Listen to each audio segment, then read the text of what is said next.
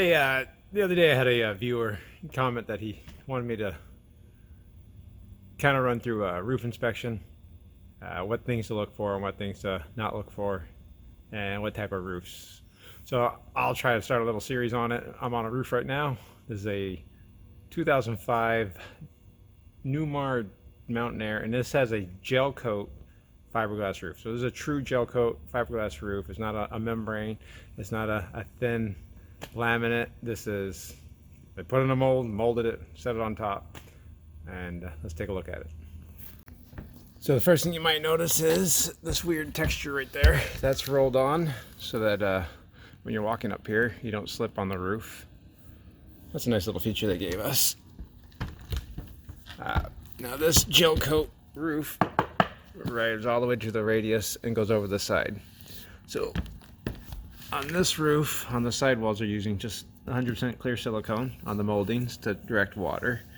I would say right there's a little bit of a gap. You could come back there with some sealant and top that back off again. On this rear cap, again, you can see that sealant cracked a little bit. Just cut that off, reseal that. Somebody went ahead and put a Turnabond back here. Probably wasn't necessary. Newmar does a really good job putting their rear caps on. But I'm sure I'll get the comments that this just wasn't installed correctly. But isn't that true about everything? It's not working. I don't know. So even though it's bubbled, it's still down on the edges, so it's not bad. These vents, these sewer vents for this type of cap, these tend to get really brittle in the sun. So always look at the sides of them and make sure they're not broken, because those do get brittle. So now I popped over onto a 2006 S6. Has the same roof style on it, but the only thing I really wanted to show you is I made a note about these sewer vents getting brittle. These are like the cheapest of the cheapest sewer vents, and I don't know why Newmar would use them. There are better ones on the market, but you can see how brittle they get. They just fall apart. So there's no reason to even change out the vent cap on this. You want to do the entire vent. Even the most expensive vent's going to be like $3. But yeah, you can get, I don't know if you saw how brittle that was. Yeah, I just pushed it down with my finger. So, yeah. See how easy that was? You want to make sure that your sewer vent's not broken. So this is what I meant when I said these sewer vents are pretty prone to failure. I don't like the metal ones because those rust. They make two other ones that are actually pretty nice. So these are the cheapest of the cheap. That's what they look like right there. Again, easy. So we'll just go back to inside James now.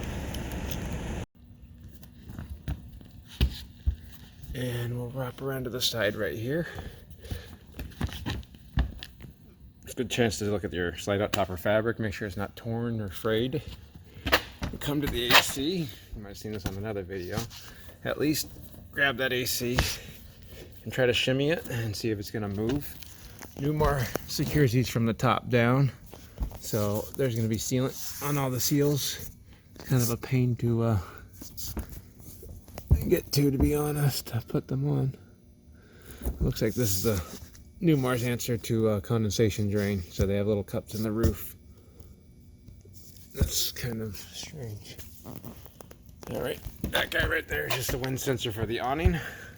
This is the Dometic awning right there. It's really common for the little plastic insert to shrink up on the edges, and inside right there, you can kind of see it inside right there. We'll come around. On this skylight, this is just dicor acrylic sealant right there. You can kind of see how it's all cracked.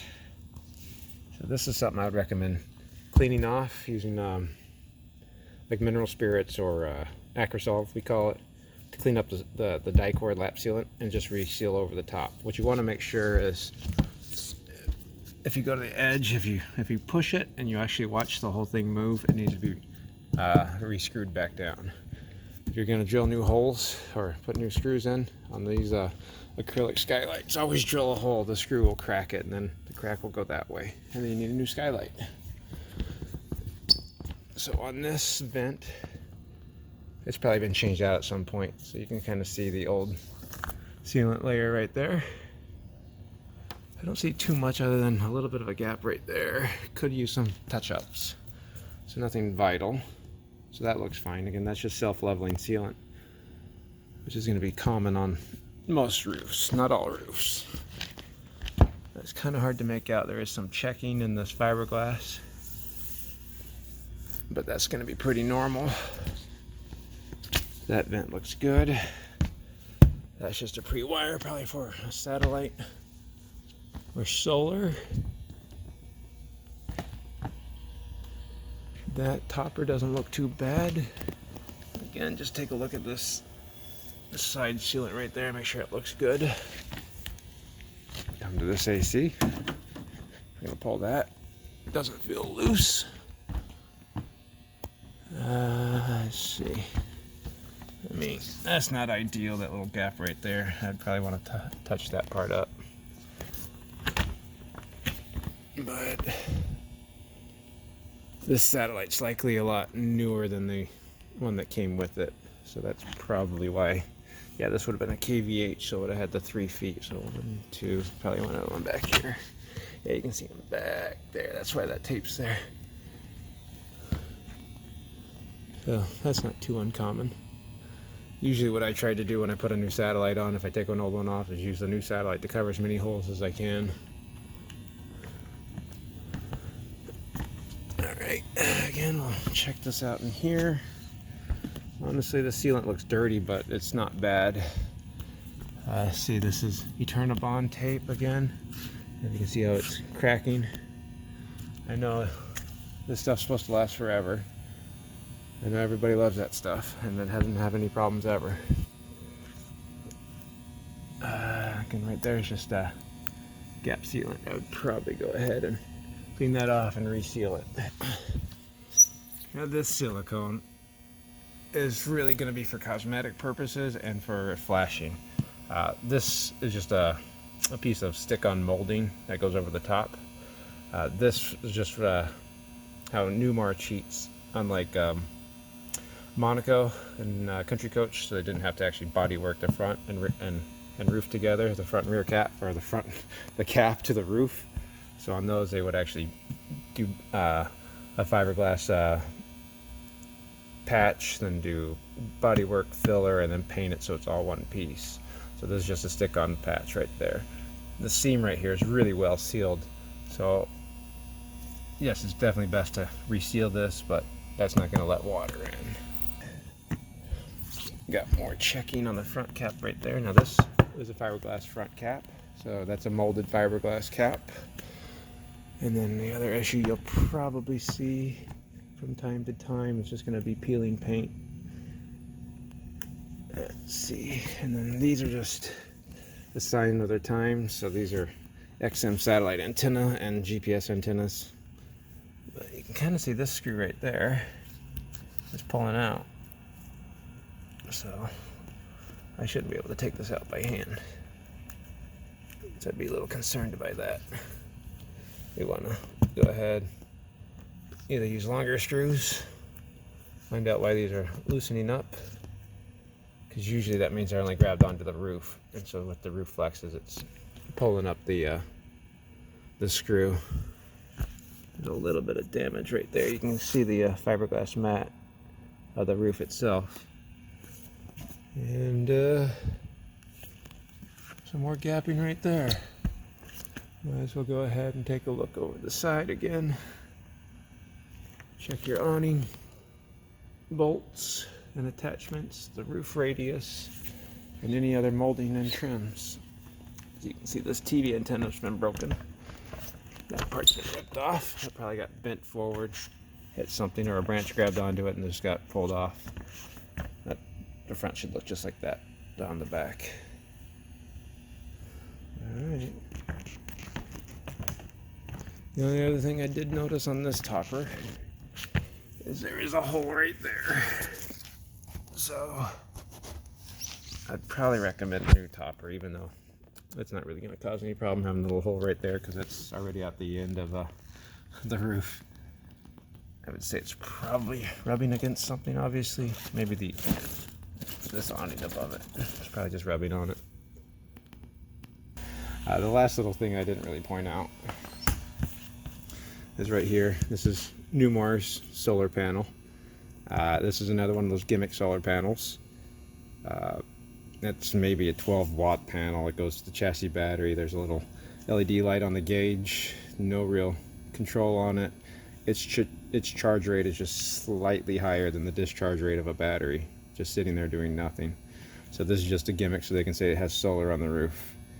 But ironically enough, these actually cause a lot of problems, or can tend to, because there's the 4 screws that hold it down, and sometimes those don't get sealed very well underneath, and the way they ran up the speed all the way underneath, water can get underneath this frame, and then it gets stuck in there underneath here, and it uses those holes to get into the roof. So I think they'd be better off not even putting these on. Maybe not do gimmicks. And then right back here, it's hard to make out, but it's really common. That's just a clear coat on the radius that's peeling. There's a little bit more checking on this side than there was on that other side, so I'll assume this side was in the sun more. But checking's just a part of RVs, it seems like. Make a list of things I found, and we'll get off this roof. All right, so with that, we did our first roof inspection in this series on roof inspections. This is on a gel coat fiberglass roof on a Newmar Mountain Aire. Let's see, there it is. Wow, this is a nice coach though.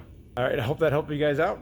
What to look for with components to use or the sealant to use. So we're just going to be using 100% silicone on the radiuses on the sides, and then lap acrylic dicor sealant on the roof.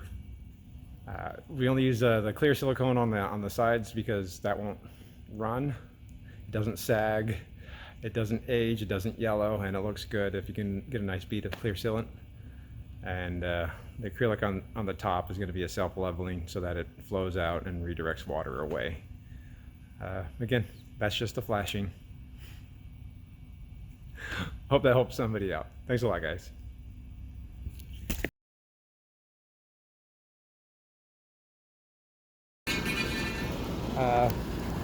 Obviously that AC has been changed out, so you can see on this solar panel it's been cracked, so likely water's been getting under there.